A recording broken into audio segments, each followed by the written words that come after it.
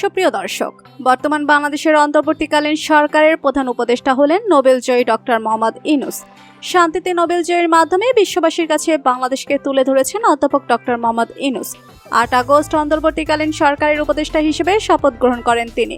একজন রাষ্ট্রপ্রধান হয়েও ডক্টর মোহাম্মদ ইউনূস যেন মানুষের সাথে মিলেমিশে থাকতে চান। বিস্তারিত জানতে ভিডিওটি না টেনে শেষ পর্যন্ত দেখতে থাকুন। কয়েকদিন আগে সোশ্যাল মিডিয়ায় একটি ভিডিও ভাইরাল হয়, যেখানে দেখা গিয়েছে ডক্টর মোহাম্মদ ইউনূস রাষ্ট্রপ্রধান হওয়ার শর্তেও তিনি জ্যামের ভিতরে বসেছিলেন।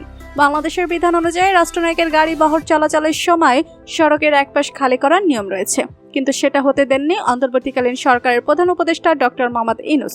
জনসাধারণকে যানজটের ভেতরে রেখে তিনি ভিআইপিদের মতো সেখান থেকে চলে যাননি, বরং তিনি জনসাধারণের মতো জ্যামজটের ভেতরে বসেছিলেন। এরপর জ্যাম মুক্ত হলে জনসাধারণের মতো গন্তব্যস্থানে যাওয়ার জন্য রওনা দেন। ডক্টর মোহাম্মদ ইউনূস এমন ঘটনার জন্ম দিয়ে সাধারণ মানুষের মনে জায়গা করে নিয়েছেন। সবার মুখে মুখে একটি কথা, এমন মানবিক হৃদয়ের মানুষ দেশের উপযুক্ত রাষ্ট্রনায়ক হওয়ার যোগ্যতা রাখে। ডক্টর মোহাম্মদ ইউনূস নিন্দুকদের ভুল ভাঙিয়ে দিয়ে আরেকটি ঘটনা উল্লেখ করে শপথ গ্রহণ করার পরেই ডক্টর মোহাম্মদ ইউনূস চলে যান রংপুরে। সেখানে গিয়ে শহীদ আবু সাঈদের কবর জিয়ারত করেন। শিক্ষার্থীদের সঙ্গে একটি মতবিনিময় সভাও অংশগ্রহণ করেন। মতবিনিময় সভায় ডক্টর মোহাম্মদ ইউনূসের জন্য রাজকীয় চেয়ার থাকলেও সবাইকে অবাক করে দিয়ে তিনি টেনে নেন সাধারণ একটি চেয়ার।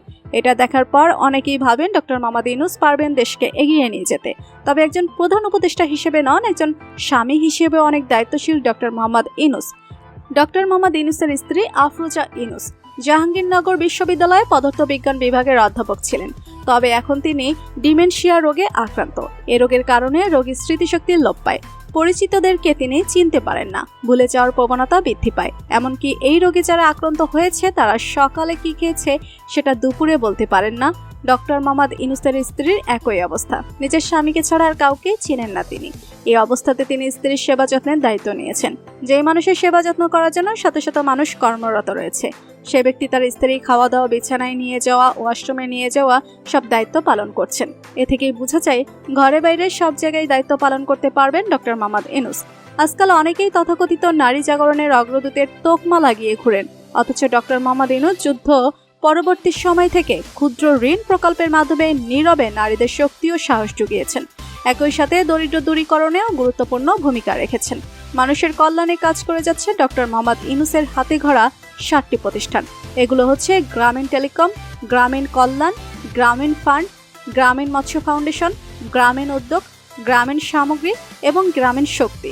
জানলে আপনি অবাক হবেন, এসব প্রতিষ্ঠান নিজের স্বার্থের জন্য তৈরি করেননি ডক্টর মোহাম্মদ ইউনূস। এমনকি এই প্রতিষ্ঠানগুলো থেকে একটি বেতন ভাতাও নেননি ডক্টর মোহাম্মদ ইউনূস। শুধুমাত্র দেশের মানুষের আর্থসামাজিক উন্নয়ন ও কল্যাণের কথা চিন্তা করে এই প্রতিষ্ঠানগুলো তৈরি করেছেন ডক্টর মোহাম্মদ ইউনূস।